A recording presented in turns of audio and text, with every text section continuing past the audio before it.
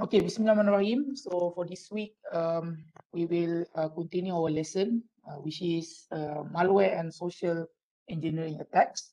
So based on our syllabus, it is not chapter 2, dia chapter 3 actually, and dia cover berkaitan dengan malware and social engineering attack. Okay, so the objective is first we will define different type of malware, and we will list the different type. We list the different type of malware. Then we identify the payloads of the malware. So senang cerita. So kenapa malware ni ada in the first place? Pasal basically dia adalah covert way untuk dia deliver dia payload. So the payload can be a worm. Atau contohnya malware tu kalau contoh tujuan dia hanya untuk replicate diri to as many host available dekat internet, dan itu kita panggil dia sebagai kita panggil dia sebagai worm. Kalau contoh the payload is kita panggil encryption. So maksudnya contoh kita ada file, so payload dia adalah dia akan buat di mana dia akan encrypt kita punya file, dan kemudiannya dia akan bagi kita URL untuk kita buat payment, then that is a ransomware. So if the payload is some sort of backdoor, so itu yang kita panggil sebagai botnet, and so on and so forth lah. So payload tu yang menentukan the type of different malware. And next is we will describe the type of psychological social engineering attacks. So ini juga kita akan tengok macam mana how okay, so senang cerita social engineering attack ni ataupun kita cerita scammer ni, dia bukanlah hanya unik kepada cyber security. So sebenarnya dia punya teknik untuk scam orang ni sebelum ada komputer lagi pun memang orang dah ada. So, untuk scammer ni kalau contoh sebelum ada kemunculan internet, dulu orang dah buat phone scamming, ataupun mungkin orang ketuk kan, maksudnya buat pergi rumah ke rumah kan, boreh dan menang dan sebagainya, itu scam. So anyhow dia exploit human punya weaknesses. Tapi now dengan ada internet, kita ada digital system, so one of the prevalence way of how we can get into the system is by using human weaknesses, which is social engineering. So kita akan tengoklah macam mana how different tools boleh bantu kita untuk trick orang menggunakan kelemahan dekat manusia tu sini, psychological dia. And next we will explain physical social engineering attack. So ni pun kita akan tengok. So mungkin kita show the surfing ke kan, ataupun mungkin kita tengok how we can do dumpster diving. So itu yang kita akan bincangkan hari ni. Okay, so first and foremost, what is malware? So malware in short is just malicious software. So kita dekat komputer kita ada banyak software. So most of the software is what we call as useful software lah. Contoh kita ada Microsoft Excel, kita ada Microsoft Word, kita ada web browser, supaya tujuan dia untuk memberi benefit kepada manusia. But there is also which is malicious software. So the software maybe some seems to be useful, but actually it has malicious intent. So itu yang membezakan normal software dengan malicious software. So dalam malware ni adalah dia punya umbrella punya term. So maksudnya malware adalah dia punya umbrella. So bawah dia ada different type of malware. So itu yang ada virus, ada trojan. So senang cerita malware tu adalah dia punya umbrella term. So it will enter a computer system without owner knowledge or consent, so selalunya lah, and use a threat vector to deliver malicious payload that perform harmful function once it's invoked. So payload dia tu contoh, kalau macam saya cakap lah, kalau payload dia tujuan dia untuk peras ugut orang, maksudnya dia encrypt file kita dan we need to provide some payment, itu ransomware. Kalau dia tujuan dia untuk jadikan komputer kita ni sebagai zombie, maksudnya dia akan boleh control, so that is what we call as botnet. Right? And malware is a general term that refers wide variety of damaging and annoying software. So again, malicious software or malware ni adalah dia punya umbrella term. Bawah dia banyak lagi. So malware can classify by using primary traits that the malware possesses, such as how it circulates, right? Circulation. So selalunya Kalau contoh worm, dia nak fast. So contoh kalau macam worm ni, contoh kalau dulu ada nama dia red alert punya worm, dia ada guna, dia exploit certain protocol tu yang mana ada vulnerabilities. So tujuan dia nak circulate tu adalah dia once dia circulate, dia akan gunakan network ke untuk dia dia tersebar ke host yang lain.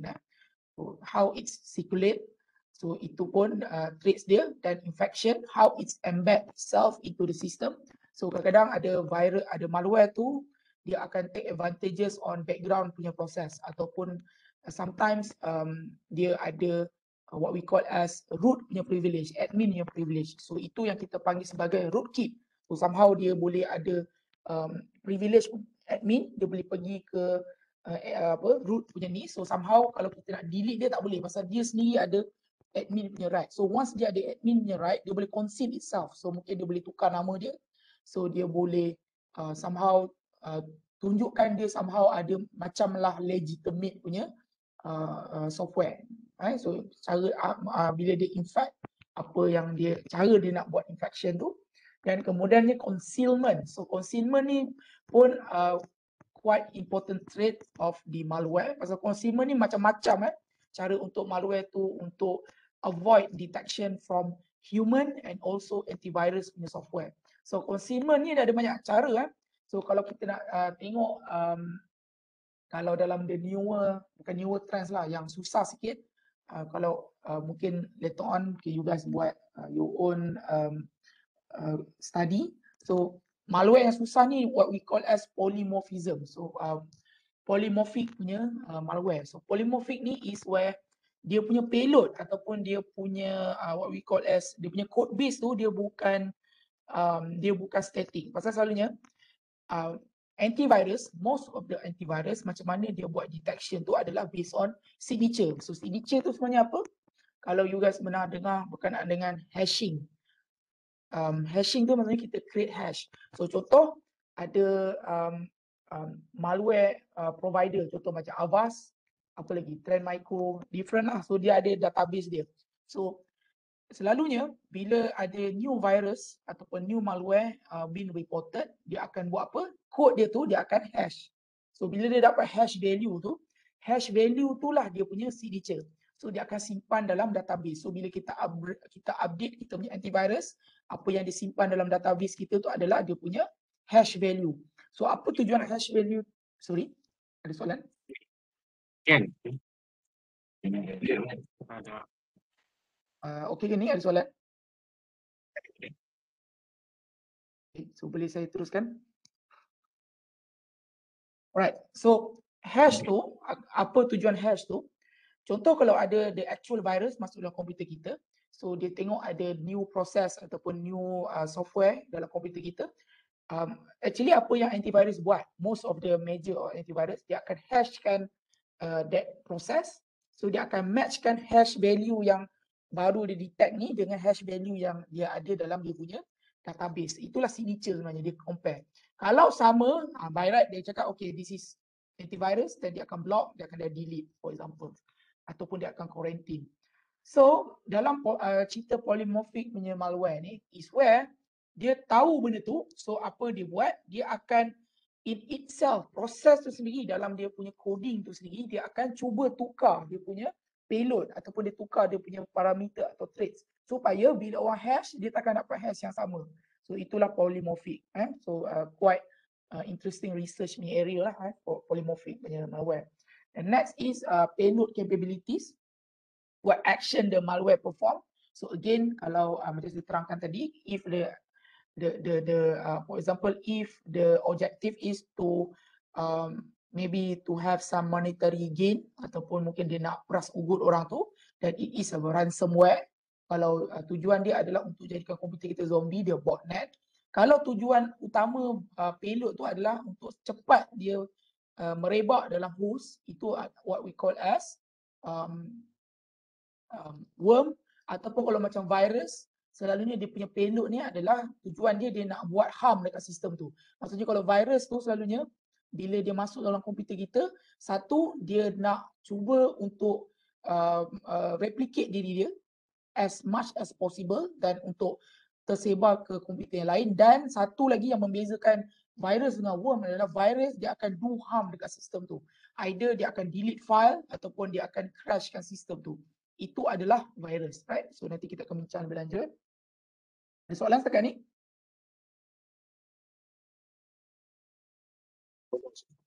Ada, sir.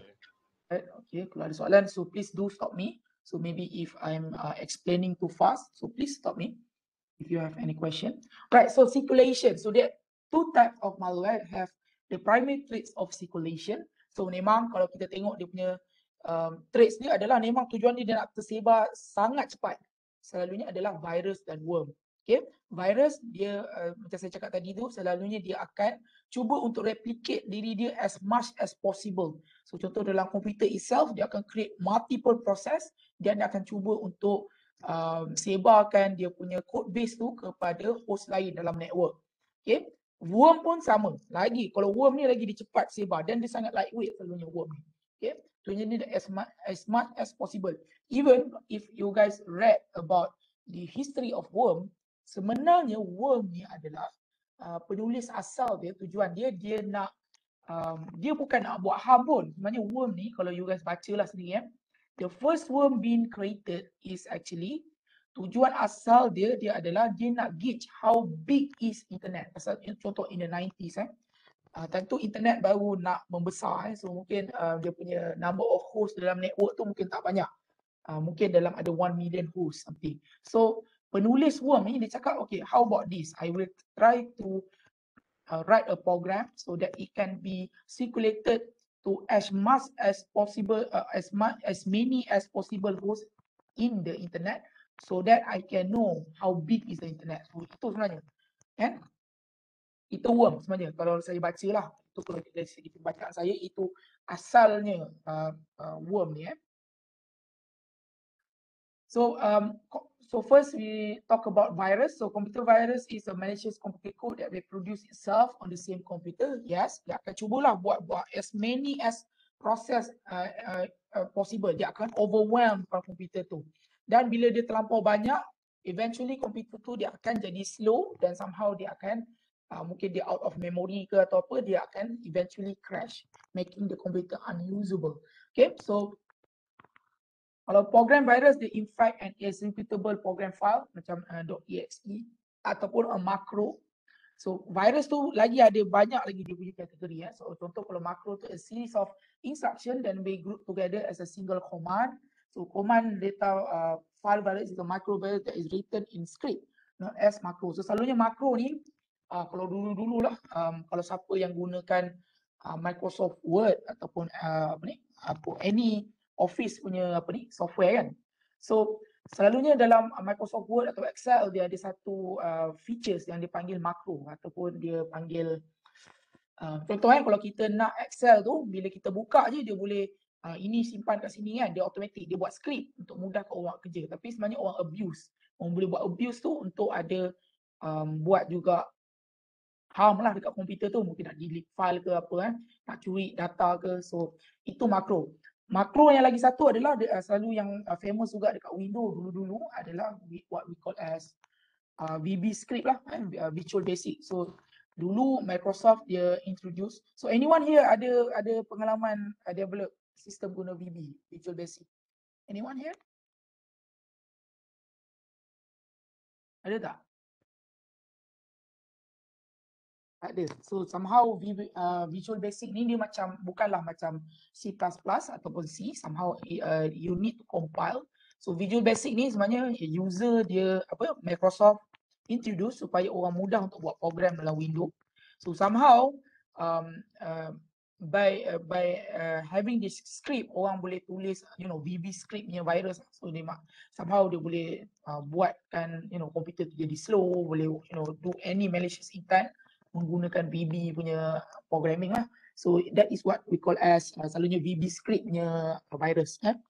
And next is method so we can have what we call as appender infection, which virus append itself to the end of a file so that maksudnya contoh kita ada satu file, So dia akan overwrite file tu, dan the end of it dia akan letakkan dia punya code base.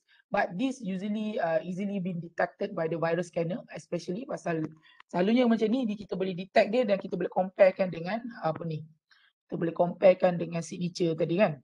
Contoh, kalau we have a code here, dia akan append itself. So ujung ni mungkinlah dia punya code. Okay, and most virus today go to the great length to avoid detection. So contoh macam dalam term ni adalah armored virus, ataupun mungkin orang cakap dia polymorphic. Kalau macam saya lah, kalau akademik ni selalu kita panggil dia polymorphic punya virus. So there is various method cara dia supaya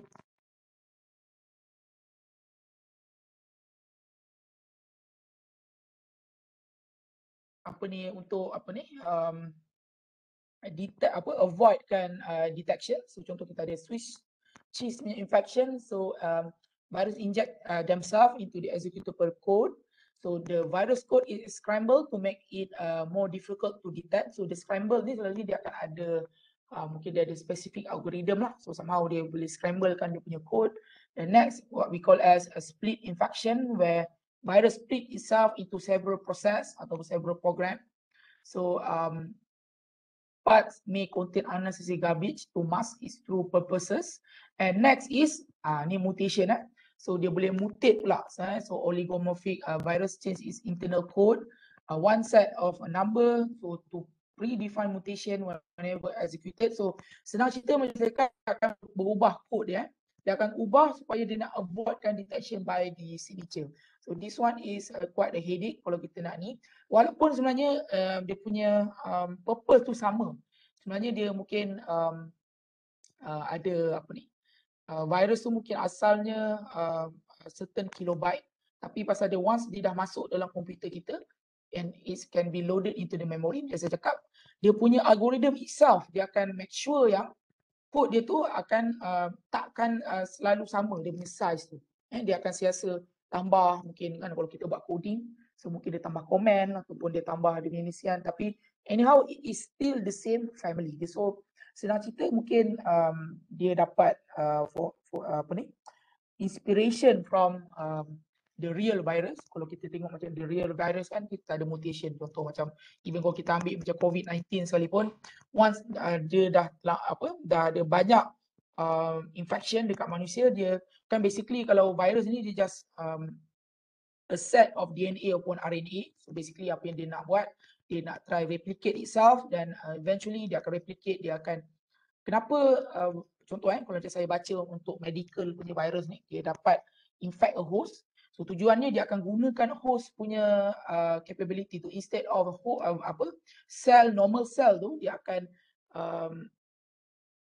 cell tu untuk dia buat cell division untuk dia punya cell.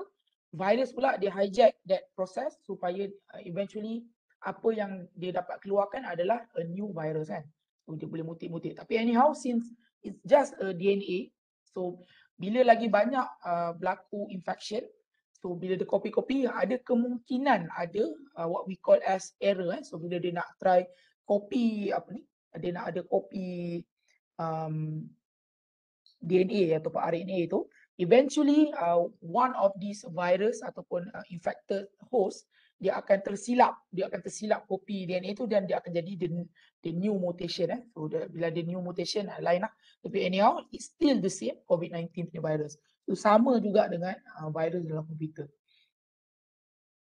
For example here ni contoh macam Swiss cheese infection. So dia jump pergi ke one memory space, itu pergi ke next memory space. Okay. Okay, this is split infection. So the code itself is the virus itself will be divided into the several process ataupun several code, walaupun it's actually referring to the same code. So senang cerita mungkin dia ada the main body dia tu.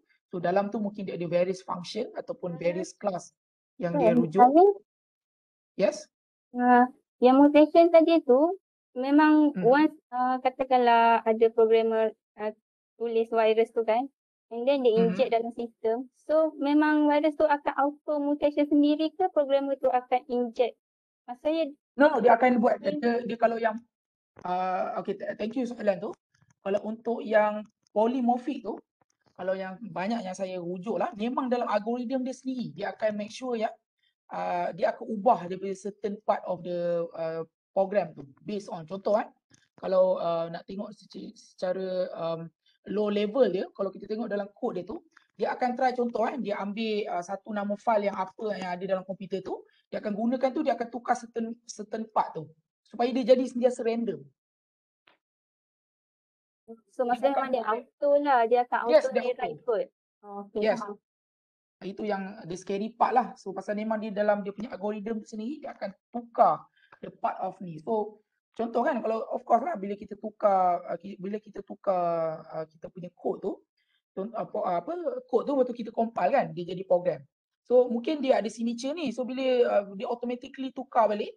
So bila kita hash balik nak tengok signature dia confirm akan berubah. So dia siasat akan bertukar-tukar, dia akan mutate Tapi so far saya tak nampak lagi. I'm not sure lah, mungkin saya minta buat lagi a tool reading. Tapi kalau saya tengok dalam polymorphic ni, dia punya tujuan tu still sama. Tapi apa yang dia polymorphic kan adalah dia punya code tu.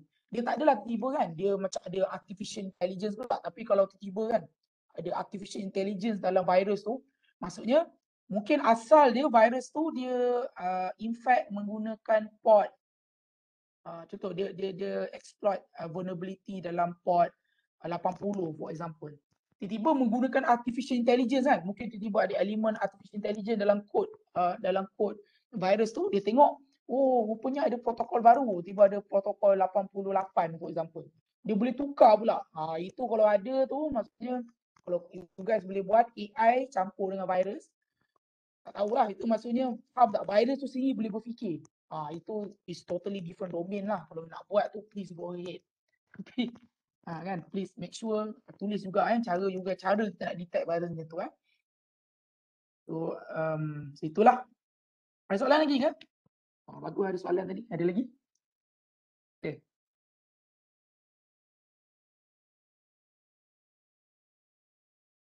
Okay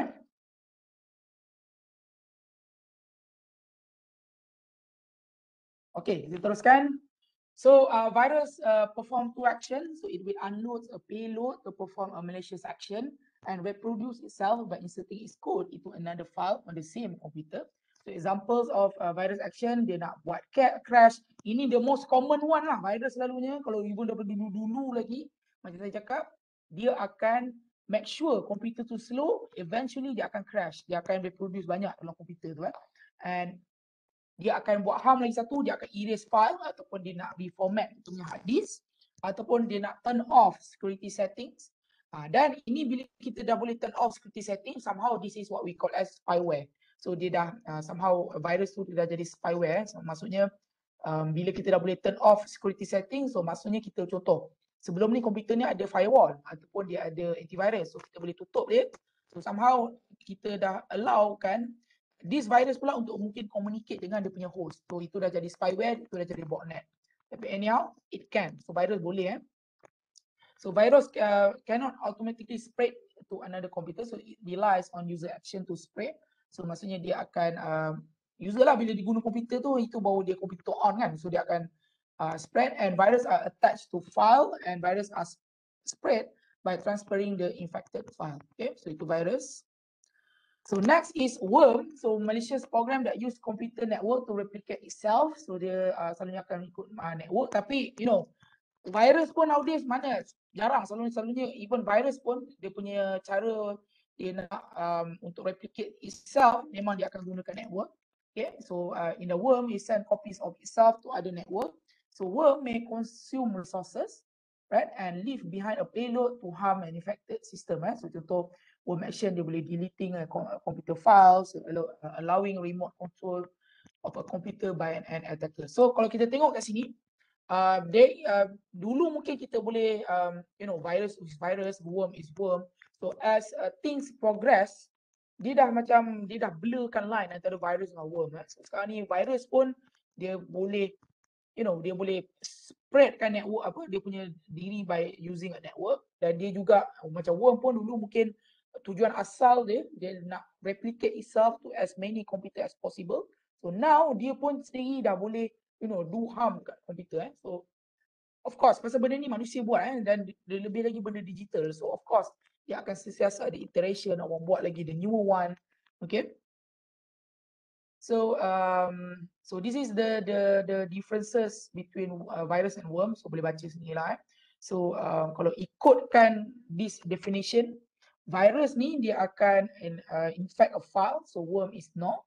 So kalau virus dia akan needs user punya action, worm pula tak. Tapi kalau based on my experience, virus pun dia bukan macam dulu dah. So somehow you need to ada user punya interaction. So as long as you ada, you are turning on your computer. So as long as, of course lah, bila kita on computer, dekat background tu macam-macam akan menjadi kan. Maksudnya dekat background tu kita akan buka proses, benda ni akan file ni akan copy ke sini. As long as benda tu running, so of course any code dia akan boleh be executed. So kalau code tu ada virus punya code, dia boleh run as normal lah. So but nowadays macam ni my honest opinion, sekarang ni virus dengan worm dia punya line tu dah blurry dah. So somehow tak adalah tiba worm is just a worm. So mungkin dia just the virus pun boleh buat apa yang worm nak buat, so worm pun boleh buat apa virus nak buat. So next is 3 example of malware that have primary traits of infection. So next we have, so tadi tu kita buat circulation kan. So maksudnya somehow dia nak cuba replicate itself to as many hosts possible. So itulah yang kita tengok tadi, virus dan worm. But now we can see for the infection, trait untuk infection pula. So we have Trojan, ransomware dan crypto malware. So kita apa ni? These two things. So first we talk about Trojan. So Trojan ni senang cerita dia ambil even dia, kalau you guys baca the first Trojan punya virus tu, dia punya inspiration adalah from the zaman-zaman Trajan tu. Dekat, kalau you guys pernah baca dekat ancient Greek punya history, so somehow dia ada satu dia ada dua nation yang berperang, ada dua sama, if I'm not mistaken, this is ancient Greek punya ni lah kan, based on that. So ada satu kerajaan ni dia cuba nak nak kepung kota satu nation yang lain, tapi kota yang nak kepung tu adalah tersangatlah kukuh, maksudnya dia ada dia ada dinding yang tinggi, dia ada defenses yang dahsyat. So kalau yang tentera nation yang kepung tu dia attack heads on, maksudnya dia serang secara berdepan-depan, of course dia akan kalah kan, pasal dia ada militarily dia dalam disadvantages. So dia fikir macam mana, so dia buat trick. So maksudnya dia tentera yang kepung ni somehow dia cakap, okay, kita nak buat some sort of tribute. So maksudnya mungkin tribute ni dia nak bagi sebagai gesture of peace, mungkin dia nak seek a peace. Tapi sebenarnya dia buatlah yang bentuk kuda Trojan tu kan. So somehow basically dalam Trojan tu dia just hide kan banyak soldier dalam kuda tu. Somehow kalau orang yang dalam kota tu mungkin nampak macam, oh dia ni nak bagi hadiah, ataupun mungkin dia nak nak seek peace because of that, tapi sebenarnya dalam tentera. So bila kuda tu masuk, dah berjaya masuk dalam ni kan, pasal dia terima kan macam hadiah, dia masuk dalam kota tu. So somehow kalau ada certain orang cakap dia terus ni, tapi ada certain kalau saya baca tu somehow bila waktu malam, bila tentera kat situ dah macam somehow berehat, hanya orang yang ada kat kota yang jaga dia punya gate tu.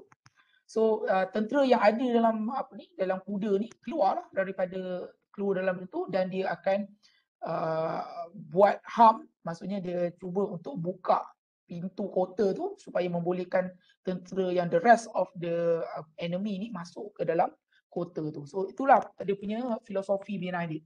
So sama juga macam dalam computer virus sekalipun, dalam malware. So Trojan ni adalah where it will contain a hidden code that launch an attack. So mula-mula kita nampak dia as a normal data atau useful data. Selalunya Trojan ni dia akan letak dekat mana tau? Software pirate. Selalunya memang itu pun lah. So mungkin kalau siapa kat sini mungkin terbiasa menggunakan software pirate mungkin pergi kat Pirate Bay ataupun pergi any BitTorrent punya site. So mungkin kita nak download software mungkin kan. Contoh kalau kita nak beli Adobe tu mahal. So somehow dia cakap so this is what people want. So dia pergi download yang pirated, dia upload pirated version dekat dalam tu. Tapi at the same time cuba fikirkan, hacker ni ataupun cracker ni apa benefit dia kalau dia nak share kat kita? Adakah semua manusia nak bagi benda free? Tak ada kan. Sebenarnya dia akan letak trojan dalam dia, especially kalau macam contoh kita download Adobe tu. Kalau kita nak gunakan dia pirated version, kita kena ada install crack-nya code tu, crack-nya software. Dia cakap crack ni mungkin untuk nak bypass software tu punya license key something supaya kita boleh guna tanpa kita perlukan license. Yes, mungkin. Tapi cuba fikir, benda yang sama tu juga dia boleh embed kan juga trojan ni supaya kita cakap okey seronok boleh gunakan software ni tanpa license, tanpa bayar. So dia embedkan trojan tu, tapi at the background sebenarnya bila kita klikkan kita punya software tu, apa it will do is dia akan jadikan komputer kita zombie lah. So maksudnya dia dah boleh control komputer kita. So mungkin in the background dia akan kalau the newer one dia akan try untuk mine cryptocurrency ke kan. Dia gunakan komputer kita CPU, dia nak mine cryptocurrency, ataupun dia akan dia dapat backdoor access kepada komputer kita, so that eventually dia boleh access komputer kita. Mungkin dia nak jadikan kita punya komputer ni a launching pad untuk dia attack sistem yang lain. Itulah botnet dan macam-macam lagi lah kan. So in essence, so benda yang somehow user nak rasa macam useful, tapi sebenarnya dekat belakang tu ada benda yang lain. So example lah free calendar program ni saya dah terangkan tadi. So selalunya kalau saya tengok kalau kita buat kajian, memang kalau kita pergi ke pirated punya software, selalunya kalau kita gunakan crack tu itself adalah trojan. And there is special type of trojan, remote access trojan. Ni saya cakap tadi itulah, kita bila kita trojan tu, bila dia dah masuk dalam komputer kita, dia dah embed, dia akan bagikan hacker tu remote access kepada komputer kita tanpa kita sedar pun. Nanti saya boleh tunjuk dekat Kali Linux kita boleh buat remote access trojan So user tak sedar pun, tapi bila dia dah boleh ada remote access, satu dia boleh jadikan komputer kita launching pad untuk attack komputer luar. So mungkin dia ni hacker daripada China ke apa, bila dia dapat hack komputer kita, so komputer kita ni akan jadi a platform untuk dia attack mungkin komputer dekat Amerika contoh. Ataupun the worst case scenario that could happen is remote access trojan ni, contohlah kalau kita ni adalah ahli politik ke apa ke, ataupun someone yang penting, dia dapat masuk dalam komputer kita. So dia boleh turn on kita punya webcam, dia boleh ambil kita punya keystroke, ataupun dia boleh ambil kita punya voice. So kalau ada mic. So contoh kalau kita ni kita buat komputer kita tapi tak sedar, dia record apa yang kita buat video so, contoh benda ni memang this is not science fiction, memang basically orang record based on webcam, dia tengok, dia record. Lepas tu keystroke, contoh kita buka Maybank to you, every of our keystroke tu dia akan record. So maksudnya contoh kita buka username, kita keystroke, dia dapat ni username kita, ini kita punya password. So later on dia boleh gunakan untuk scam kita lah kan. So selalunya that is the worst thing that could happen lah. So please jaga-jaga kalau kita download software pirate. So ni contoh Okay, soalan ada soalan setakat ni? Boleh?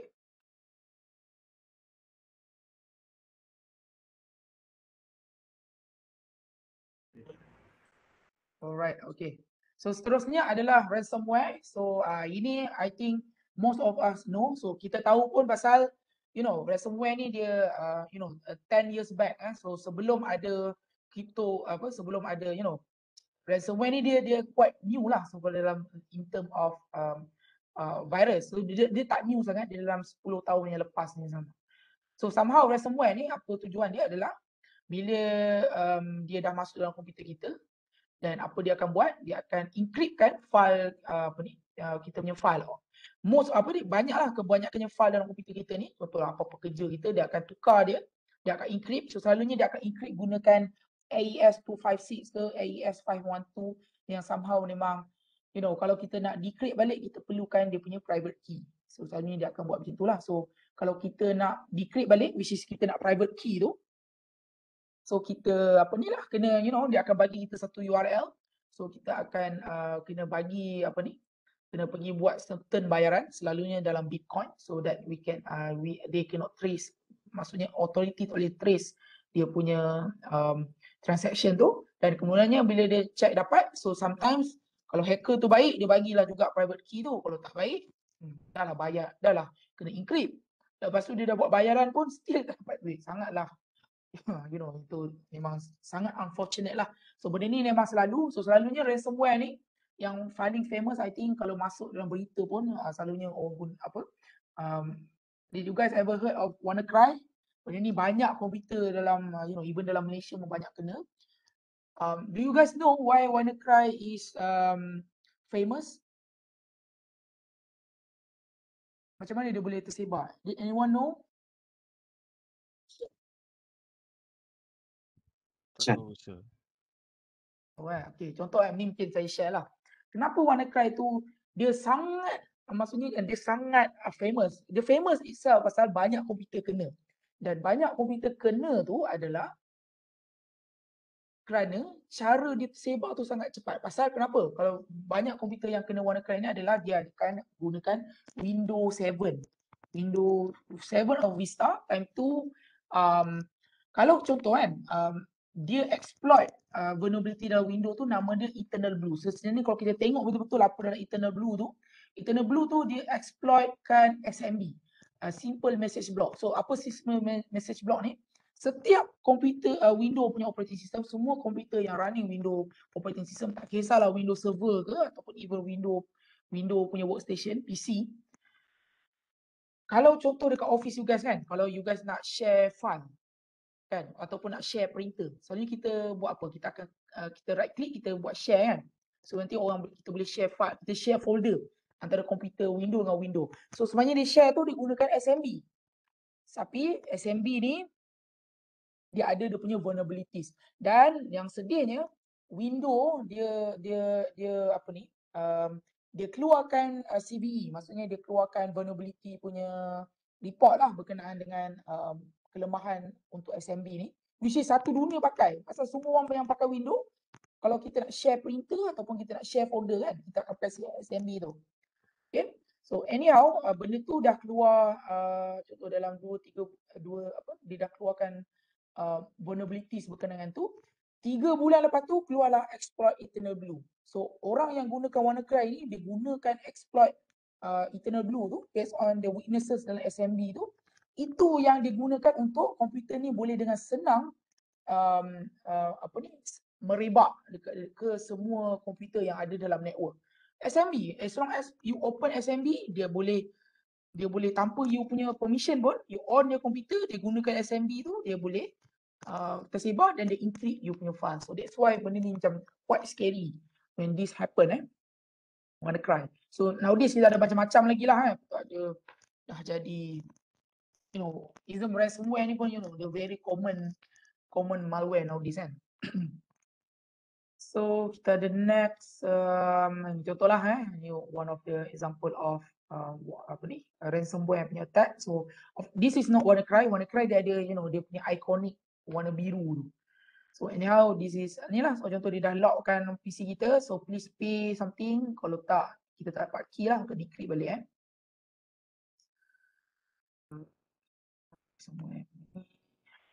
Okay, next is crypto malware, a more malicious form of ransomware where threat actor encrypt all the file on the device so that none of them could be opened.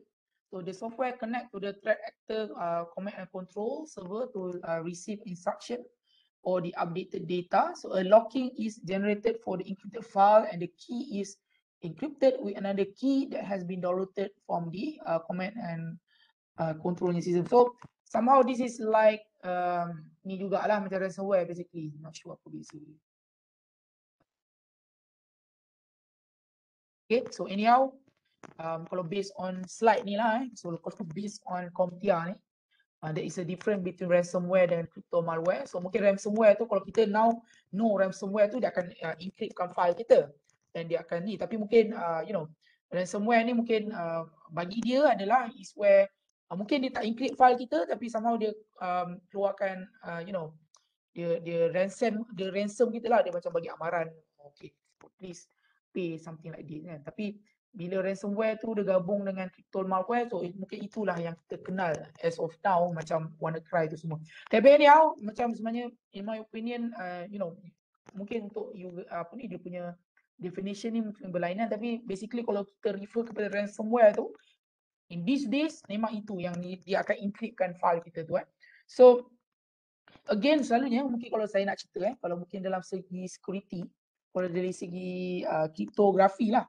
So macam saya cakap tadi kan ada private key. So selalunya dia akan encryptkan file tu gunakan public key. So kalau kita gunakan asymmetric punya encryption dia ada dua key dia ada satu private key dan dia ada satu lagi dia punya public key.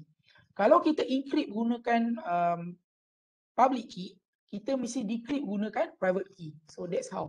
So contoh dia macam ni lah, macam RSA.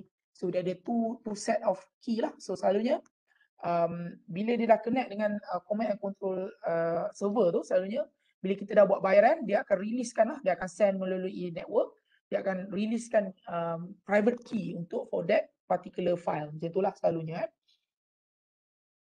So ni contoh, kita local lah. Okay, so next ni yang saya terangkan tadi. So tadi kita dah talk about macam mana dia nak meribak, dan kemudiannya the next vector is how dia punya apa ni? Jadi kita ada infection, so kemudiannya kita ada how it circulates on the network. So now concealment. So again macam saya cakap tadi tu, yang selalunya kalau conceal tu dia ada what we call as rootkit. Okay, so kenapa dia namakan rootkit? So macam dekat nama dia juga root So maksudnya kalau kita tengok by definition is software tool used by attacker to hide action or presence of other type of malicious software. So, contoh macam dia nak hide kan by dia removekan log atau dia removekan entry, dia boleh tukar nama dia. Okay, tapi kenapa dia nama dia rootkit? Kalau kita nak delete a log ataupun kita nak tukarkan nama ataupun kita somehow nak do all this stuff dekat dalam operating system. So selalunya operating system need the process to provide a root punya access, admin punya access. So selalunya rootkit ni dia akan ada. Dia akan ada dia punya root punya privilege So it may alter or replace operating system with modified version that are specifically designed to ignore malicious activity. So kalau dia nak buat ni selalunya dia kena ada admin punya right. And user can no longer trust their computer that contain a rootkit. And the rootkit is in charge and hide what is occurring on the computer. So mungkin it appears, contoh selalunya komputer kan, kalau dia a normal komputer yang dia tak lagi been infected by rootkit, so selalunya mungkin kalau berlaku something dia akan generate a log ataupun mungkin dia akan tunjukkan something yang pelik. Tapi since rootkit dia ada admin punya access, dia boleh delete je log tu ataupun dia boleh avoid showing yang memang ada some infection dalam komputer tu. So itu rootkit. So for example here, contoh dia ada satu folder kat sini, nampak tak dihilangkan. So mungkin dia just hilangkan dia daripada file system. Walaupun sebenarnya ada, tapi just file system tu dia hide kan daripada file system. So kita tak nampak. Okay, so next is payload punya capabilities. So the destructive power of a malware can be found in its payload punya capability. So primary payload punya capability are first to collect data. So contoh kalau macam kita punya macam spyware kan, kita nak collect data, so apa untuk buat dekat komputer tu, ataupun ada certain payload tu dia nak delete data, so selalunya macam virus lah, ataupun kita nak modify security settings. So tujuannya contoh macam kita nak hack satu sistem, satu server ni, tapi server tu dia punya setting dia punya security punya mechanism tu kuat. So dia ada firewall, betul, dia ada apa lagi? Dia tak ada vulnerability, dia tak ada open port yang pelik-pelik. So kalau kita nak buat macam ni susah. Mungkin kita tak boleh nak attack dia melalui network. So mungkin kita tahu dia punya admin ni hari-hari datang ke office.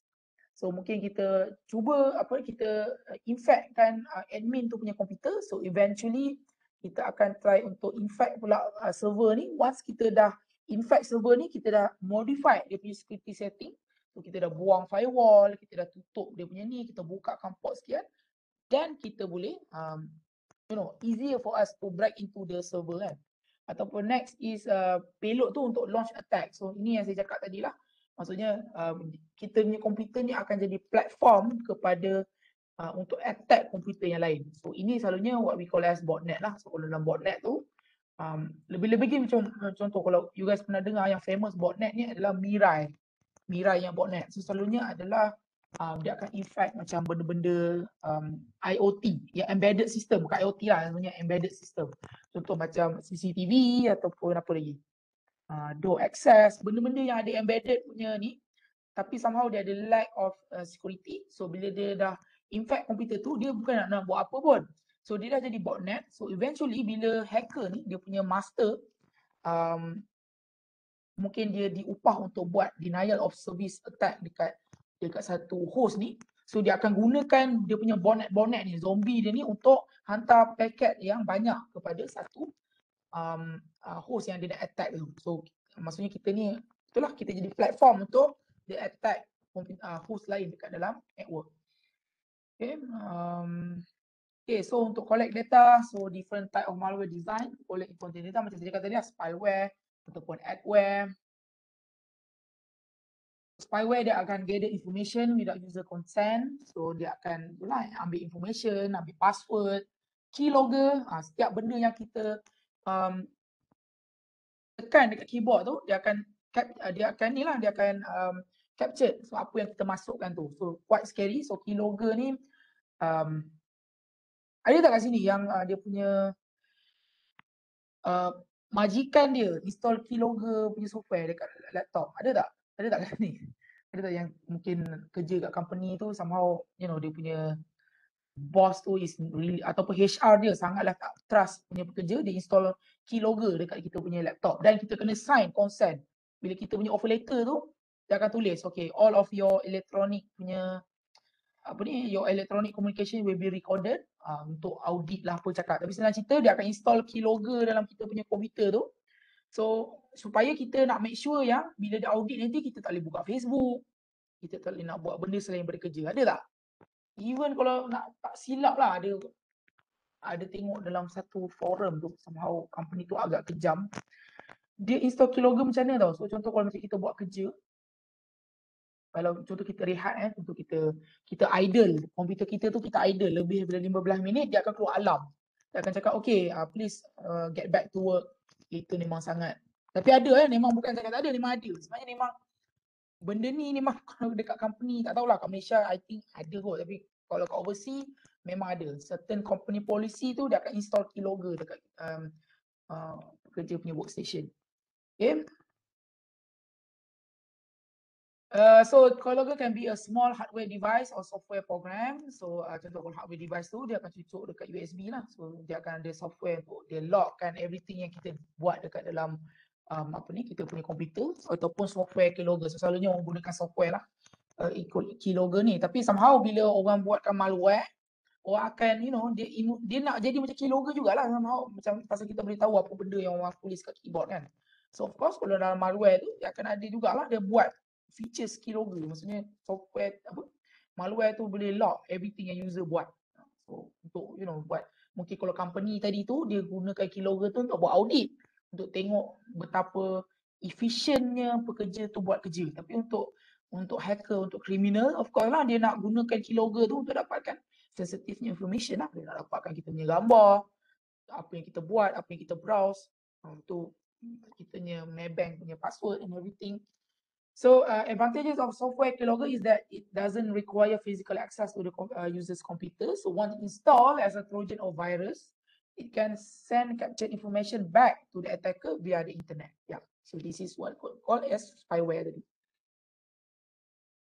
Contohlah So ini adalah legal punya, bukan legal lah. Maksudnya inilah memang ini bukan malware, tapi somehow this is how, kalau majikan kat luar sana dia cakap dalam polisi, dia cakap dia akan bagi keylogger dekat dia punya staff tu, dia akan install software ni. Ini one of the software in e-code soft keylogger. So I harap tunjuk ni, janganlah bila one day you guys jadi ketua jabatan ke ataupun tiba berniaga, company jadi besar, tiba juga saya rasa macam tak percayakan staff, tiba-tiba dalam offer letter tu tulis, okay, kalau awak nak kerja kat company ni, mesti saya mesti install keylogger dekat ni untuk audit. So please do jangan buat orang rasa apa benda ni kan. Tapi ada saya tak, kawan saya banyak cerita dia akan cakap memang ada company memang dia akan install keylogger. Ini contoh hardware keylogger sendiri. Okay, and we also have we call as adware, where malware tu tujuan dia nak tunjukkan iklan lah. So ini mungkin macam dulu-dulu kan. So maksudnya kalau kita ada malware dalam komputer kita tu, tiba-tiba dia pop up banner tu cakap okay, iklan. So tujuan dia apa harm dia nak buat kat komputer kita adalah dia sentiasa keluarkan ads lah, mungkin untuk sebagai iklan. So mungkin siapa yang beli iklan ni apa, yang mungkin iklan tu untuk benda-benda illegal lah, mungkin macam gambling ke certain. So for this kind of malware is what we call as adware. Okay, so user disapprove of adware because ni boleh baca sendiri, but of course in my opinion annoying lah. Dan satu lagi bukan sahaja annoying, bahaya lah pasal benda tu dah boleh masuk dalam komputer kita.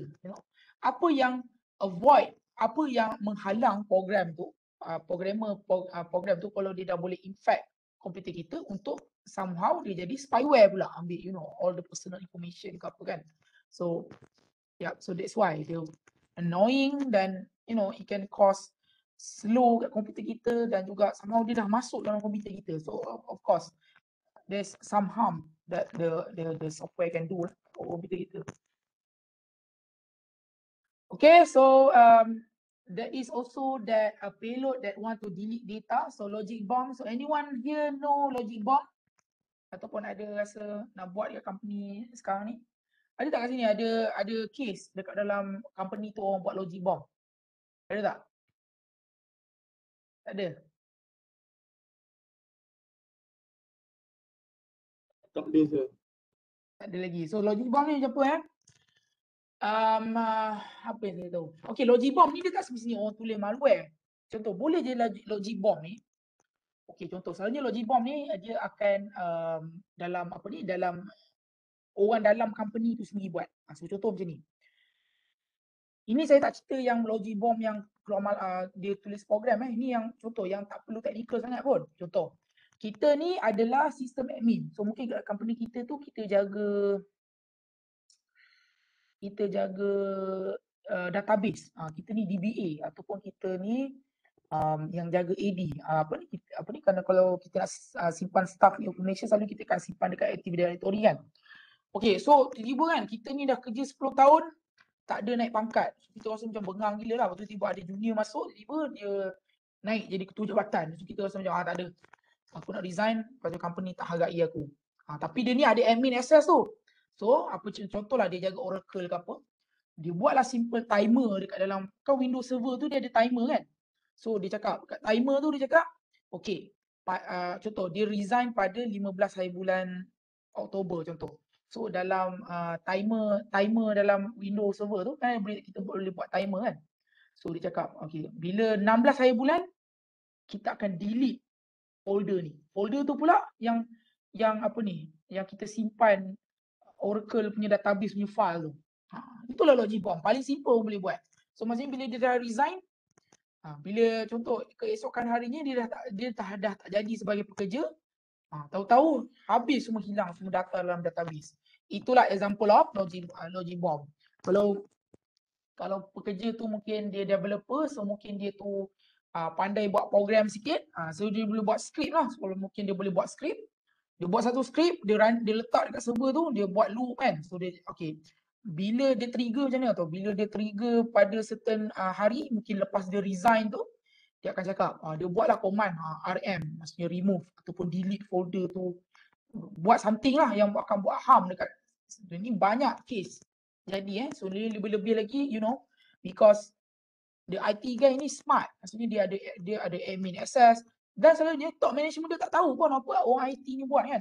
Dia pun tak tahu pun apa macam mana nak buat database ke apa. Yang pergi trainingnya orang IT tu, tapi eventually orang top management ni dia tak hargai orang IT. Faham tak? Dia tak hargai orang IT. Tiba-tiba orang sales yang selalunya lah kalau dah company saya lah, orang sales yang selalu dapat bonus, yang selalu naik pangkat semua, tapi orang IT ni dia anggap macam selagi tak ada apa-apa so ni lah bagi je lah kan, maksudnya gaji tapi dia tak hargai. So you know, kadang orang IT ni, orang top management pun tak tahu apa yang kita buat. So cara kita nak get back dekat, bukanlah saya cakap cara kita, maksudnya one of the problem dekat dalam company tu, bila orang buat logic bomb je lah, dia buat skrip ataupun dia buat ni, bila dia berhenti kerja habis semua ni kan. So time tu siapa nak cari? Dan bila buat mungkin bila dah report ke MC ke, bila buat forensic punya investigation baru tahu logic bomb kan. So itulah problem dan yalah boleh jadi untuk malware jugalah, of course lah, pasal malware ni basically just a malicious software. So anything yang normal software boleh buat, of course lah malware boleh buat. Just kalau kita nak buat mungkin kalau kita tujuan malware tu dia dah boleh infect dalam komputer, instead of dia terus delete komputer, so mungkin dia cakap okay, mungkin dalam sebulan ni baru aku nak crashkan komputer ni pun boleh. Okay, so I think this is you boleh baca sendiri lah kot. Tapi kalau kita tengok dekat sini dia install logic bomb tu, so dalam tu dia tulis pada certain tarikh, so dia crashkan server tu macam tu. So memang itulah selalunya konsep logic bomb Okay, so backdoor dia nak modify sistem punya security macam saya cakap tadi tu lah, supaya bila kita dah install backdoor somehow, okay, so backdoor sini, so ini daripada from my punya perspektif. Backdoor ni kalau contoh saya dah boleh pawn sistem tu, pawn tu bukan pawn tu PWEND, maksudnya bila saya dah boleh contoh kalau saya ni jadi hacker selalunya, contoh macam saya ni selalu buat SQL injection lah. So bila contoh kita dah boleh kita buat SQL injection ataupun kita boleh buat LFI dalam file system tu, somehow kita ada dapat shell access ataupun kita boleh masuk root access. Kalau contoh kalau kita biarkan, kita tak, somehow orang boleh discover yang sistem ni somehow someone dah pernah buat SQL injection ataupun somehow orang dah buat LFI something. Orang boleh detect. Tapi bila kita dah boleh masuk dalam sistem tu, kita nak ada backdoor supaya kita boleh senang masuk balik ke dalam server tu. Kalau mungkin later on kita nak retrieve balik data ke atau something. Instead of kita guna cara yang kita masuk tadi tu, kita letak backdoor. So maksudnya backdoor ni, kita letak satu program di mana mungkin kita ada satu hidden port, mungkin port pelik-pelik, port 2999 ke apa, yang mana gunakan port tu kita boleh buat remote shell daripada port tu. Dan yang paling susah orang nak detect orang paling susah orang nak detect backdoor ni adalah bila orang gunakan DNS punya DNS punya query. So anyone here pernah kalau you guys pernah tahu DNS, selalunya DNS ni kita akan gunakan untuk tukarkan domain kepada IP address. So dalam domain request tu sendiri kita boleh letak backdoor. So maksudnya dekat situ kita punya shell punya session tu akan melalui DNS port 53. Pasal bila firewall atau IPS, dia selalunya kalau port 53 ni dia tak kacau sangat pasal the most common port yang akan buka adalah port DNS lah. Kalau tak macam mana orang nak browse internet? Kalau selalunya orang akan, kalau nak browse internet orang akan buka DNS. So menggunakan DNS query itself kita boleh buat backdoor. So very difficult kalau nak detect itu. So anyhow, again backdoor konsep dia bila kita dah boleh masuk dalam sistem tu, kita nak memudahkan later on untuk kita masuk pada dalam sistem tu. So kita akan ada kita create lah another backdoor. Mungkin kita buka satu open port yang pelik-pelik ataupun kita buat satu program. Okay, kita tak VPN ke dalam tu. So terpulang lah. So dia ada different type of backdoor. So again, that is what we call as backdoor lah. So bot or zombie, saya dah terangkan tadi.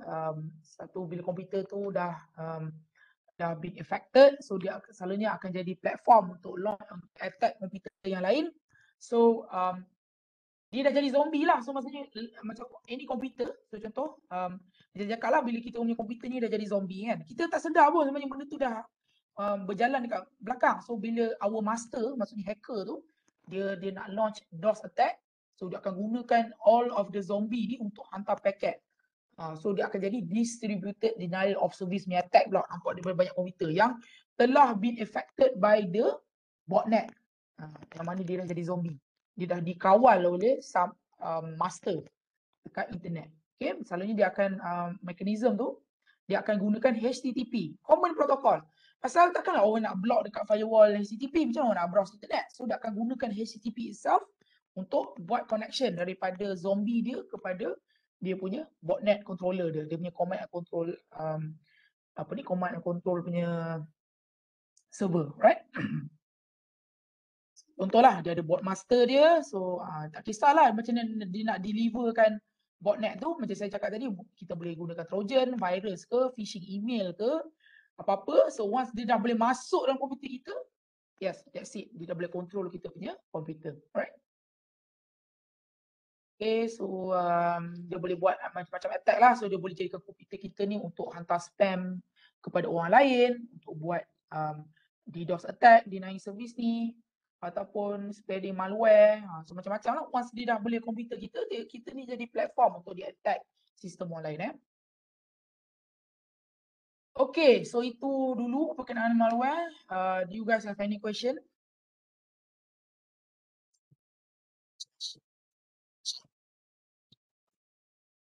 Okay. Right, so kita boleh teruskan sikit lagi, saya tunjukkan. Okay, so untuk social engineering attack, so this is senang cerita adalah di mana kita nama-nama social engineering. Sorry, ada soalannya tadi? Sorry?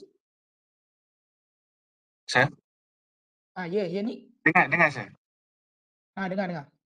Kalau shortcut virus tu macam mana saya? Shortcut virus, yang apa ni yang kamu selalu kena kat UiTM.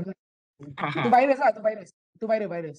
So maksudnya dia dekat shortcut virus tu, dia punya vector tu bukan network lah. Dia selalunya dia macam ni. Shortcut virus tu dia selalunya akan tersebar melalui pendrive. So apa shortcut tu buat, dia akan tukarkan file daripada dia encrypt file tu, dia akan tukarkan file kita kepada shortcut. So maksudnya dia tukarkan kita punya format file tu. Tapi itu common lah. Itu dari dulu lagi memang ada shortcutnya virus. Itu virus. Okay saya. Right. So yang kalau kan ada kan shortcut virus punya remover tu kan, ada student UiTM buat tu kan. So somehow apa dia buat, basically dia ikut command apa ni je, macam CMD punya command tu. Kan dia dah tukar format extension kita punya file tu, kita tukar balik je lah dia punya extension tu daripada that extension to another extension, macam tu lah. Maksudnya kita restore balik ke file yang betul lah. Tu selalulah student UiTM kena kan. Okay, so sikit lagi sebelum kita habiskan supaya kita boleh tengok presentation kawan-kawan lain daripada kamu tengok saya ni je, kita boleh tengok kawan-kawan lain. So now sikit lagi social engineering attack, right? So kalau kita tengok kalau kita belajar berkenaan dengan information security, one of the potent ni maksudnya macam ni. Kalau kita nak hack certain company ataupun kita nak hack certain system, kalau technically ni kita boleh gunakan network attack, kita boleh gunakan malware, kita boleh buat SQL injection, all the technical details. Tapi technical ni dia antara hacker tu dengan mesin. Faham tak? Dia antara hacker dengan mesin. Kalau mesin tu ada weaknesses, yes, kita boleh exploit dia untuk kita masuk dalam sistem dia. But you need to know this. Even though it is a system, dia akan ada dia punya system administrator, human. Dia akan ada dia punya human. So bila kita ada human ni dia akan ada dia punya psychological punya weaknesses. So yang mana kita boleh exploit kelemahan manusia tu. Selalunya manusia ni dia punya nature ni adalah trusting. Honestly, in honest opinion macam mana cakap banyak je case, contoh banyak je case, walaupun dia tu adalah mungkin dia ni orang yang memang educated dalam information security, mungkin lebih lagi dia kerja pula dekat bahagian dalam bahagian apa ni information security company, information security dekat company tu. So dia tahulah berkenaan dengan botnet, dia tahu macam hacker ni macam mana dia boleh defend. Tapi bila dia balik rumah, faham tak? Dia balik rumah, mindset dah lain. Dia dah jadi mindset husband ataupun dia jadi mindset orang duduk di rumah. So dia tak sangka hacker ni boleh manipulate dia daripada rumah. So contoh, hacker ni dia nak akses kepada network ni. Tapi network tu sangat bagus lah. Dia ada firewall, dia ada IDS and everything. Dia ada SOC center yang sentiasa monitor. Tapi mungkin company tu dia tak tengok faktor human tu. Maksudnya macam ni. Human yang nak maintain network tu adalah human tu. So bila dia balik ke rumah, hacker akan cuba macam mana? Contoh, hacker cakap, alright, kau booking kat company susah lah. So bila dia balik rumah, hacker akan try lah hantar dekat personal email dia. Akan hantar satu phishing link. Mungkin yang dia ni mungkin jenis yang macam gelabah sikit kan. Maksudnya gelabah sikit. So dia hantarlah daripada LHDN. Okay, contoh dia hantar kat LHDN, email ni, okay, anda telah disaman apa kan. Buatlah macam logo betul. Please click this untuk semak anda punya saman. Sebenarnya link tu adalah phishing punya link. Walaupun sebenarnya nampak tak berkaitan pun dengan apa yang dia kerja kat company tu. Tapi dia exploit human yang dekat yang dia punya admin ni tadi. Dia takutlah pasal LHDN nak saman dia, nak check saman kan. Dia klik je link tu, dia letak je certain information. That's it. Dia dapat username dan password. Username dan password tu dia guna pula sama username dan password workstation dia dekat office. Nampak tak? Daripada situ kita dah boleh itu vektor dia. Gunakan human punya weaknesses untuk kita dapatkan masuk ke sistem company tadi tu. So itu the most common one lah. Pasal human ni, even kalau kita kerja polis sekalipun, kalau kita let our guard down, maksudnya kalau kita kat rumah walaupun polis, kita akan rasa macam malas nak fikir apa semua kan. Tiba-tiba bila kadang-kadang orang scam, orang call, okay, ni saya ni daripada apa sekian kan. Kadang-kadang kita akan rasa macam our first nature kita akan percaya, faham tak? Kalau kita macam let our guards down. So inilah yang kita nak cuba untuk kita akan cuba nak dia not very technical tapi dia ada tools yang kita boleh bantu untuk kita buat social engineering attack ni. So contoh mungkin saya boleh tunjuk sikit lah okay, saya pergi tengok. So boleh nampak tak Facebook ni? Boleh, sir. Alright, so this one is where orang try nak emulate. So sebenarnya orang akan emulate dia macam ni tau. Dia emulatekan bank negara punya sistem tu. So somehow dia create this link, dia cakap okay ni mungkin nak check saman ke, nak check apa benda kan. So link ni yang dia dah create fake site ni, dia akan email, dia akan buat phishing email, dia akan hantar kepada victim yang kita nak target tadi tu. So bila kita tengok macam kalau orang biasa dia tak 2 kali check, dia ingat ni betul bank negara lah. So dia letak password bank negara dia apa semua kan. So daripada sini kita boleh exploit kan human punya weaknesses tu. So inilah ni the live ni misalnya saya like amaran scam ni. So somehow this is kita akan tengok lah macam mana different type of scam orang nak buat. Pasal scam dia itulah kita gunakan human punya inilah kelemahan manusia Itu nature manusia nak percaya tu. Contoh kalau kita nak gunakan, kalau you guys nak buat. So saya ada virtual machine ni. Saya ada virtual machine ni, saya install Kali Linux. So Kali Linux ni adalah operating system yang dia dah compilekan banyak tools, hacking tools. Pasal tujuan utama dia Kali Linux ni of course untuk penetration tester, untuk pen tester punya orang lah. Maksudnya orang nak buat audit penetration testing, orang akan guna Kali Linux lah. Tapi apa yang kalau kita ni hacker yang jahat apa yang nak menghalang kita untuk gunakan tool yang sama untuk hack untuk orang. So yes, so this is Kali Linux.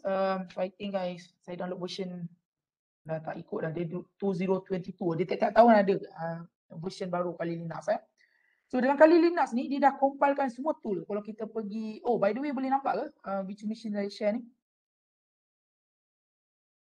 Boleh, sir. Right, boleh Okay. So dekat sini boleh kita klik dekat sini, dia ada macam-macam tool lah. So contoh kalau kita nak buat information gathering ataupun vulnerability assessment, kita boleh scan network orang tu. So nanti mungkin minggu depan saya tunjuk lah, kita boleh selalunya orang gunakan Nmap lah. So kat sistem tu kalau kita nak attack the network secara menggunakan technical network so kita boleh gunakan Nmap. So dia akan scan dia akan scan server tu, dia akan tengok port apa buka. Kalau buka, kita boleh tahu version web server tu, apa dia database dia pakai. Supaya somehow kita boleh cari vulnerability dia dekat Metasploit. So Metasploit ni dia ada potential tooling inilah selalunya Metasploit lah. So Metasploit ni dia ada banyak vulnerability, kelemahan-kelemahan dalam software tu. Dia dah jadikan satu framework. Contoh kalau kita scan sistem tu, kita detect yang contoh dia pakai Apache version certain. So kalau Metasploit punya framework dia ada vulnerabilities, by right dalam Metasploit punya framework tu dia ada cara untuk kita dapatkan shell punya access menggunakan vulnerabilities tadi. So anyhow tu nanti kita boleh tengoklah kalau kita next week lah kita akan tengok macam mana kod lah. Kalau sempat saya tunjukkan sikit macam mana kita nak gunakan Metasploit. So tapi untuk hari ni apa yang saya nak tunjukkan adalah macam mana kita nak buat social engineering attack. So one of the tools yang kita boleh gunakan untuk bantu kita buat social engineering attack ni adalah dekat Kali Linux dia ada nama dia social engineering tool set. Dia dekat dalam exploitation code. Social engineering tool. So ni set So dia perlukan root punya access. Oh by the way, tulisan kecil sangat ke nak saya besarkan?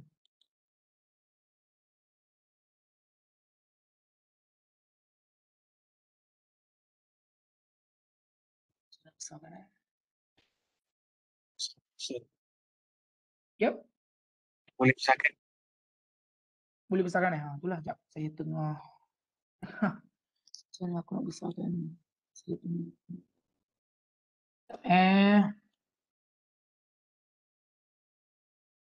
Cuba klik view. macam mana? View. Itu dia Kat view. view. Itu nak besarkan saya punya VM. Saya nak try besarkan dalam Kali ni dulu. Sekejap. Boleh juga kat virtual machine ni memang boleh. So saya buat dia ni full screen tak? Dia letak ni.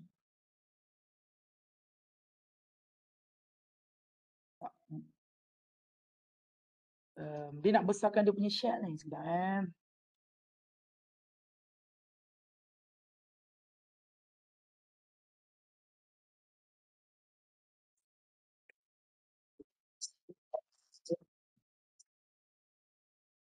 Oh, view dalam ni. Okay. Sorry. So kita pergi tengok.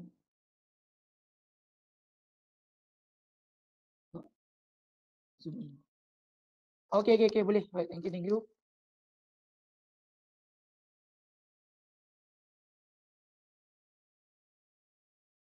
Okay, so kita run set tool dulu. So I think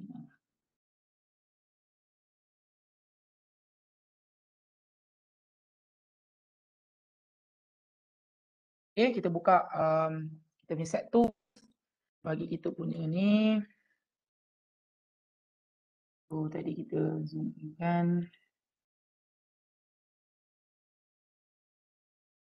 Okay, boleh nampak sekarang? Boleh. Alright, okay. So dia dah compilekan macam-macam lah dalam ni. So contoh kita ambil yang the first one. Lepas tu kita ambil contoh yang paling simple lah mungkin saya nak tunjuk ni adalah kita buat credential harvester. So maksudnya kita boleh either buat satu fake website ataupun kita boleh clone website tu untuk kita harvest dia punya credential. So contoh kita pergi ke website punya attack punya vector. So kita buat kat sini credential harvester. So banyaklah nanti you guys boleh try sini So anyhow, kita ambil yang credential harvester ni. So kita boleh buat word template di mana kita boleh buat satu website yang ni lah tapi so saya nak buat website cloner. So saya nak clone website yang real website contohlah so kat sini kita letak IP di mana all the credential tu bila orang masukkan tu kita akan letak dekat this IP lah supaya kita boleh dapat apa yang orang masukkan dalam field tu. Tapi since ini just local host, so selalunya kalau orang nak buat set tool ni, orang akan buat satu VM dekat dalam internet, dekat cloud yang ada public IP, install set punya tool ni. So dia akan masuknya kita punya server tu ada public IP lah. So somehow kita boleh buat website clone tu somehow macam betul. Even dia ada extension dekat sini, kita boleh install SSL. So maksudnya bila orang tengok kat situ, dia macam secure tau. Tapi kita tak payahlah beli SSL ni, kita just gunakan apa ni, free punya SSL. Kan sekarang ni banyak kan free punya SSL, macam contoh kita buat gunakan Let's Encrypt ke kan. So bila kita gunakan tu, kita somehow orang tengok macam secure. Tapi sebenarnya tak. Ni adalah fake website. So ini kita letak je IP VM ni dulu. So kita letak URL yang kita nak fake. So cuba kita try fake Facebook lah. Macam kita try Facebook kan.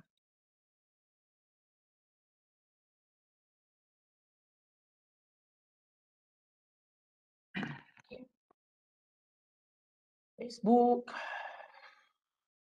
Well, kita try file name.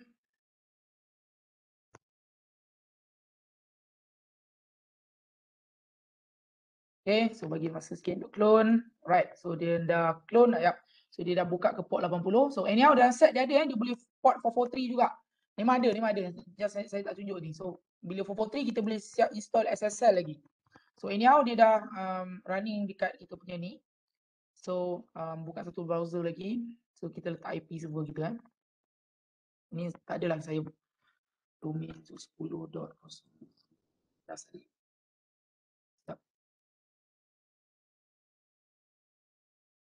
Okay, so contohlah awak nampak. So bila kita contoh kalau kita beli domain nanti, contohlah kita belilah contoh kita nak buat betul nak ni kan kita beli domain. So www.facebook.com dah ada. So kita boleh buat www.facebook betul satu O tu kita letak 0. Tu dah domain lain kan. So kita beli. So bila kita letak dalam email, dalam phishing punya email, orang tengok macam ni macam legit URL ni walaupun sebenarnya salah. So bila kita pergi, dia akan pergi ke sistem kita ni. So contoh macam ni kan. So kita clone sebiji macam Facebook tadi tu, dia boleh clone kan. So contoh kalau orang letak contoh username dah Azizi. So Azizi 123 for example. Okay. So kalau kita log masuk. Alright. So kenapa tak jadi? Tapi sebenarnya kalau kita pergi tengok dekat sini. Okay, so dia dah log kan, dia dah masuk, dah simpan dekat dalam file. So bila kita boleh harvest balik lah. So contoh dia akan createkan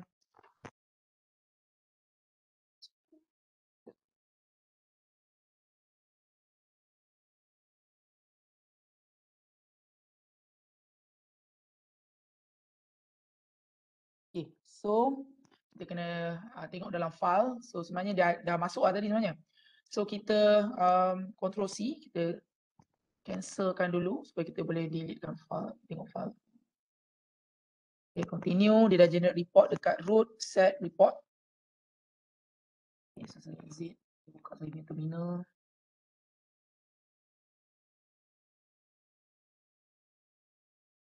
Okay, so tadi tak silap, jadi root dulu So kalau ada soalan please tanya So ini tak adalah detail sangat. So kalau dalam kelas, kalau dalam saya ajar kelas penetration testing tu memang detail lah. You guys pun kena buat lab. Tapi now ni just give you rough idea lah. Basically contoh orang nak bantu buat social engineering kan. So saya jadi root. So dia dah letak dekat root tadi. So dia dalam set. So dalam hidden file.set. Okay, so ada report dekat situ. Di dalam tu, dan this one I think. So, okay. Okay, so tadi kalau kita tengok dekat sini, let's find.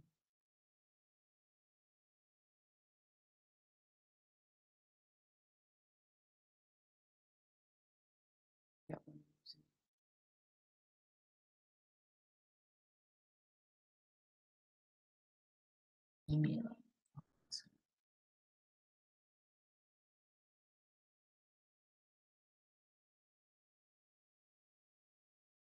Dia ada dalam salah satu parameter ni sekejap.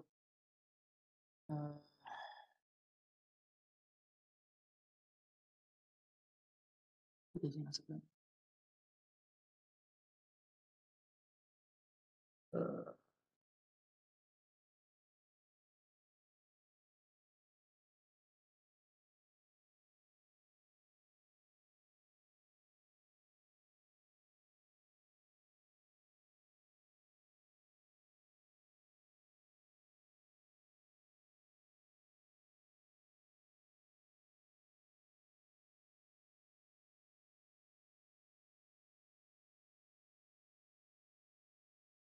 Dia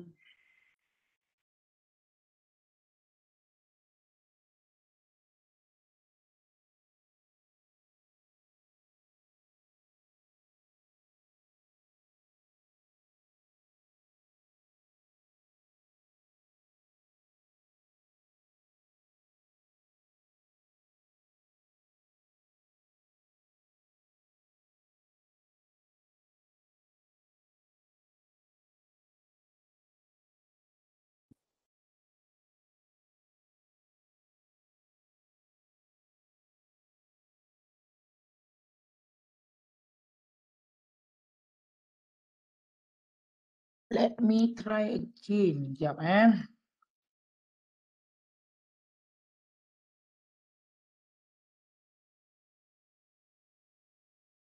Tak boleh buat pun.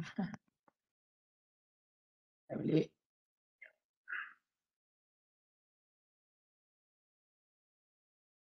Back.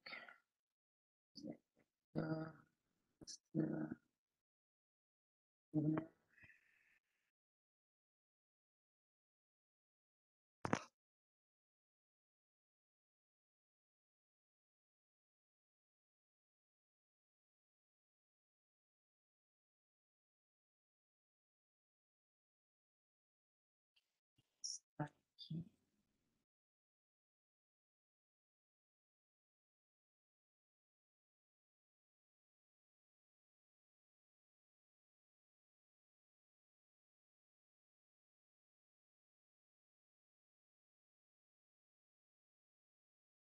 So, okay, dia ada HTTP request ada. Mana?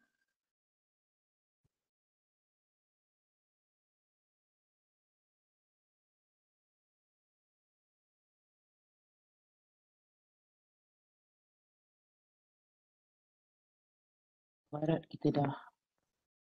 Dia ni.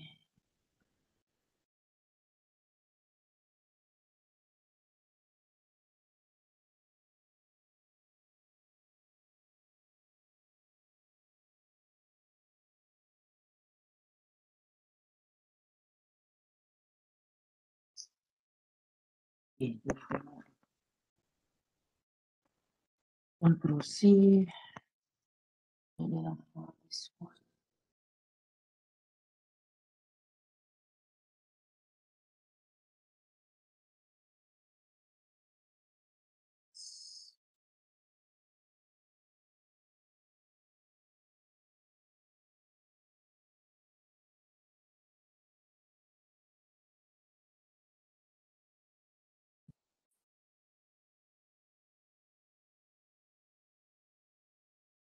Okay.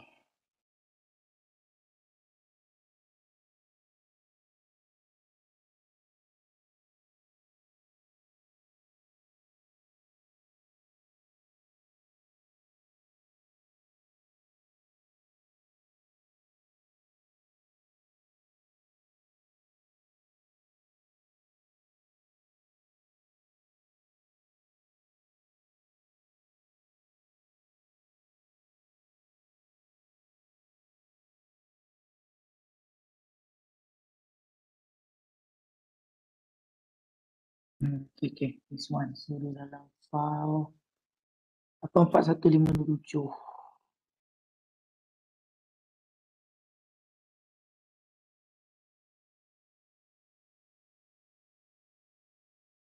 Okay. So, so kita harvest credential lah. So, nampak kat sini. Email dengan password dalam plain text kita boleh dapat. So, this is example lah.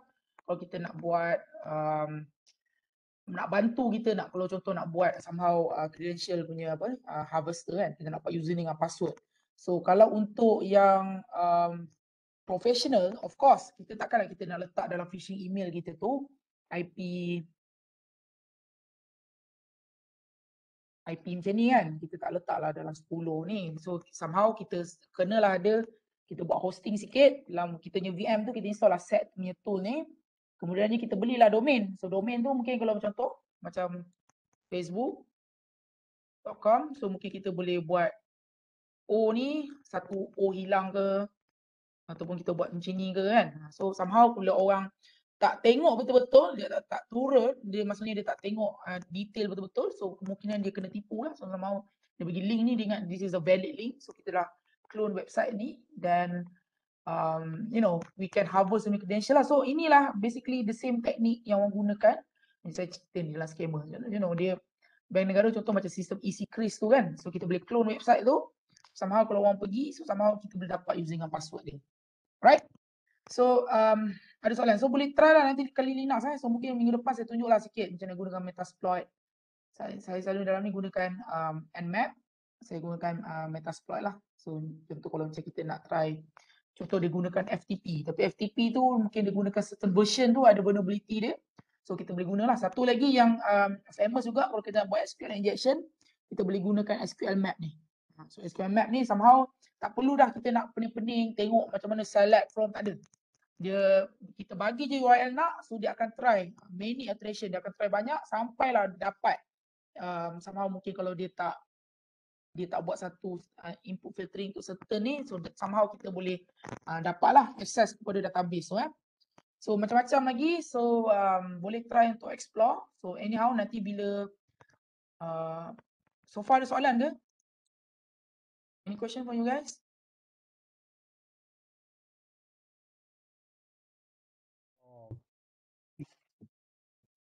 So inilah contoh lah kan, give you some idea, so macam mana you know it can help untuk kita buat phishing punya attack so ada macam-macam lagi kalau kita tengok dalam set tool tu, tak silap saya dia ada juga kalau kita nak tolong dia nak tolong tuliskan email phishing untuk kita. Cuba tengok balik tadi.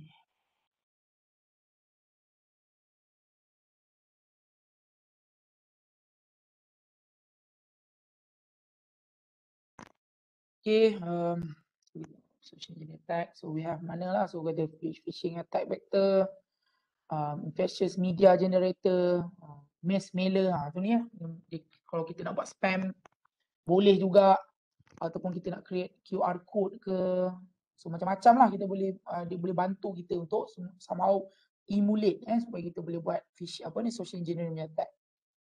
So balik kepada lecture tadi.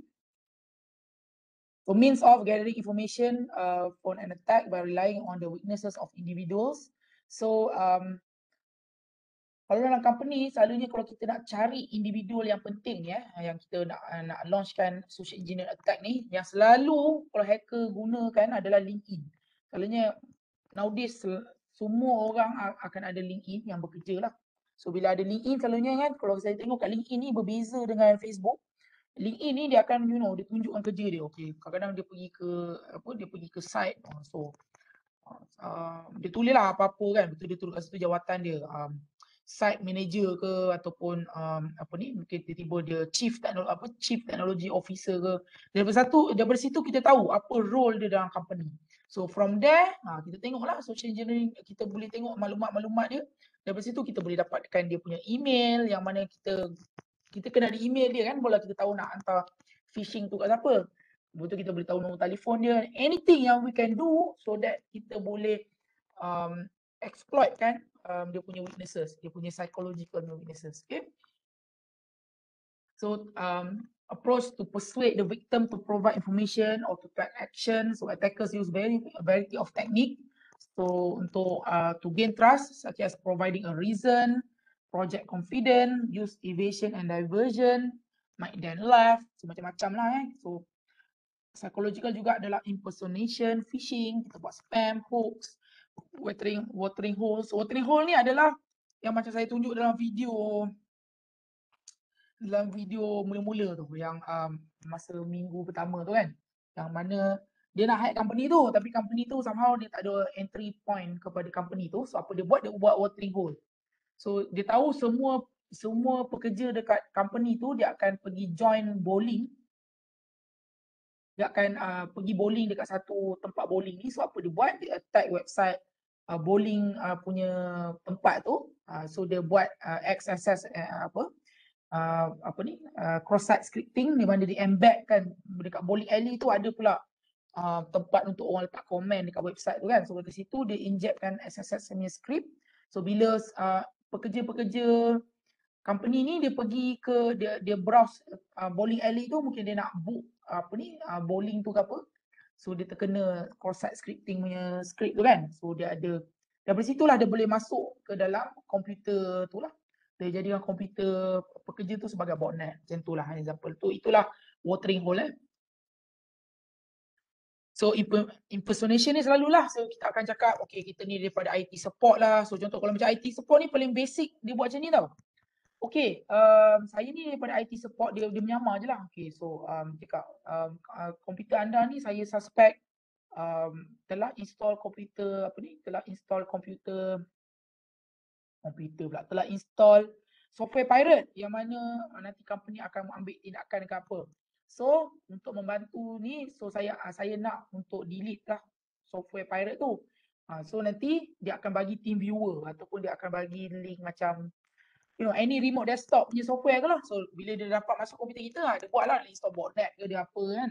So selalulah so ini yang terjadi kalau dia impersonate lah. So kalau dalam scam tu dia impersonate lembaga hasil lah, mahkamah lah. So kalau dalam IT kita impersonate ni lah, jadi IT support ke, jadi manager ke kan. Okay, phishing selalunya email lah. So email yang mana somehow macam legitimate tapi sebenarnya apa tugas dia nak supaya kita klik link tu. So dia pergi ke website yang fake website yang kita macam saya tunjuk tadi tu. So eventually bila dia bagi password ke ataupun selain daripada kita buat credential harvester, maksudnya bila orang klik link tu orang akan letak username dan password, kita dapat username dan password dia. Kita juga boleh bila kita klik link tu dia cepat je. Sebenarnya kita nak download satu botnet dekat dalam dia punya komputer. Boleh, kita boleh buat juga. So bila klik tu, kita akan embedkan certain malicious script lah supaya kita boleh get into dia punya komputer. Boleh juga. Phishing pun boleh. Okay, ni contoh lah. PayPal punya email. Dia cakap dia dapat ni. So please click this link. So bila dia klik tu sebenarnya not even pergi pun. Dia pergi ke all this malicious site. Okay, spam. Kita hantar banyak-banyak kali. Okay, image punya spam, contoh hoax, kita tipu dia, so kita buat false warning, kita cakap kalau kamu tak report, kamu tak laporkan berkenaan dengan software pirate je tu, so kita orang akan report kepada company ni dan mungkin kamu akan ditolak gaji ke, so orang takut lah. So daripada situ, dia klik juga link tu. Okay. Watering hole saya dah ceritakan tadi. Example lah, ni ada satu website tu, dia bukan macam tu. So maksudnya daripada satu watering hole ni, konsep dia adalah dia akan pergi ke site yang bukan main site company tu pun, tapi site company tu somehow kita boleh buat cross-site scripting kan. So website tu pula banyak employee company ni akan pergi ke website tu. So bila kita pergi ke situ, somehow kita boleh get into computer employee tu menggunakan site yang not really related pun kepada company tu. Betul lah. So ni boleh baca lah sendiri. Okay, so next is about physical pula. Kalau contoh kita nak buat social engineering menggunakan physically. So ini dulu-dulu lah memang orang buat dumpster diving. So pasal dulu mungkin time tu kita tak digitalkan lagi semua kita punya workflow. So semua tulis dalam kertas. Even password pun tulis dalam kertas. So apa-apa yang ni kan. So kertas tu eventually orang buang dekat sampah. So mungkin kalau kita tak ada shredder, shredder tu yang kita nak shredkan kertas tu. So basically hacker dia boleh just pergi ke tong sampah tu, dia go through lah semua file-file yang mungkin ada confidential information. So dari situ dia boleh dapat lah information. Ataupun tailgating. So tailgating ni dia ikutlah, contoh macam mungkin nak masuk dekat company tu, nak masuk ke data center tu, mungkin memerlukan mungkin memerlukan access card. Tapi mungkin kita boleh menyamar kita ni jadi janitor ke apa, kita menyamar, kita nak masuk dekat data center tu. So mungkin kita nak masuk data center tu, kita nak cucuk pendrive dekat server tu kan, dekat USB port server tu. So kita jadi janitor, betul kita cakap bila dia dah masuk dekat man trap tu kan, so kita cakap boleh tak saya nak ni, saya tertinggal lah kad saya dekat dalam tu kan. So tak apa, jom. So kita tailgate dia, kita masuk sekali. So kita dah dapat masuk dalam data center tu, contoh, right? Dumpster diving, Google Docking. So Google Docking ni adalah di mana kita boleh gunakan Google Search lah untuk kita cari. Kadang-kadang bila kita buat website ke ada certain sistem company ni, kita tak hide kan dia daripada, maksudnya web crawler kan, kita tak ada certain kita ada certain script tu di mana kita nak cakap kat crawler tu jangan listkan kita punya website ataupun page yang ni dalam dalam Google search. So sometimes benda-benda yang confidential ni kadang-kadang kena indict dalam Google search. Daripada situ orang boleh dapat mungkin maklumat-maklumat sulit dalam company sendiri. Google Docking macam-macam lah. So kalau orang buat dumpster diving, so different item yang mungkin boleh useful untuk dia buat attack kat company kita. Organisation chart. Ni penting supaya kita boleh tahu okay dia ni apa tujuan dia. So bila dapat situ pula kita boleh targetkan our punya social engineering attack tu. Kita boleh call dia, boleh email dia, kita boleh hantar phishing email. So ini semua mungkin walaupun nampak insignificant tapi dapat ke tangan yang betul, memang orang train untuk buat hacking, yes. Somehow daripada information ni dia piecekan together, somehow dia boleh dapat a way untuk exploit, untuk dapat masuk ke dalam network company tu. Okay, so macam sistem manual pun, kadang-kadang kita tak sangka, alah buang je lah sistem manual tu. Contoh, sekarang ni mungkin kalau you guys pernah beli, tak tahulah, tapi kalau you guys beli aircon yang baru, so aircon baru macam Daikin, Panasonic, if I'm not mistaken, dia ada features di mana aircon tu sendiri dia boleh connectkan dekat internet. Supaya kita boleh control aircon kita daripada smartphone. Ada tak? So kalau hacker tu dia tengok kat dumpster diving tu ada sistem manual tu, dia tengok kita tengok daripada manual tu yang kita buang tu, dia tengok rupanya sistem aircon ni ada IoT, maksudnya kita boleh ni, so dia carilah weaknesses kat sistem tu, daripada situ dia boleh masuk ke dalam network kita. Nampak tak? So itulah, walaupun nampak insignificant tetapi kalau dapat ke tangan yang betul, somehow it can help hacker to get into the company lah. So satu lagi macam ni penting juga, USB drive, hard disk. Kadang-kadang kan kita anggap macam komputer kita tu kan macam pen drive, ataupun kita buang je telefon kita buang micro SIM card, ataupun kita buang hard disk kita mungkin dah penuh kan, kita buang. Walaupun kita dah format hard disk kita, tapi kalau kita tak delete data tu cara betul, maksudnya kalau kita tak shredkan dia, kalau software, walaupun kalau kita format kita punya disk, sebenarnya data tu ada lagi. Kalau kita gunakan data recovery punya software, somehow kita boleh dapat balik data yang dalam hard disk tu. So that's why kalau ada certain company macam Google atau Facebook, company besar, polisi dia kalau dia nak buang workstation ataupun server punya hard disk, dia akan ada dia punya root chipping. Ada satu software tu dia akan buat DDoS, di mana dia akan hantar dia punya mesin tu, dia akan hantar electromagnetic wave dekat hard disk tu supaya kita boleh removekan ones and zero. Walaupun orang pakai recovery punya software pun orang tak boleh. Dan eventually dia akan masukkan hard disk tu dalam wood chipper, di mana dia akan pecahkan hard disk tu.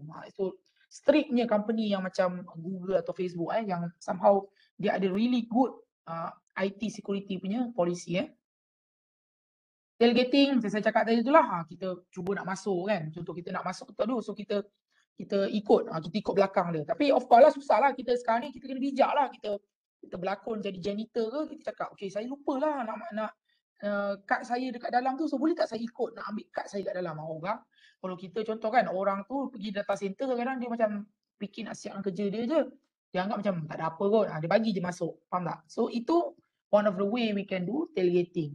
Shoulder surfing tu lah, macam orang tengah nak type password ke apa, kita duduk kat tepi, kita try tengok apa password dia masukkan kan.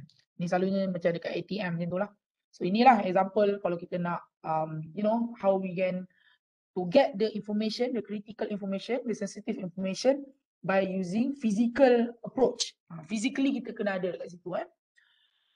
So yeah, so that is all for our lesson today. So as a summary, kita dah belajar berkenaan dengan malware. So malware is a malicious software and there is different type of malware. Kita ada tadi yang virus kan, ataupun kalau untuk yang dia nak conceal dia punya footprint of the virus tu, selalunya rootkit.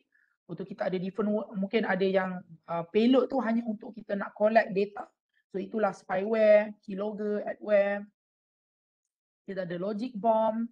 social engineering. So social engineering ni is one of the most important lah, cara yang sangat berkesan untuk kita dapat masuk dalam network tu, pasal kita exploit human punya weaknesses. So yeah, so that's all. So do you guys have any question for me? Soalan? Okay ke?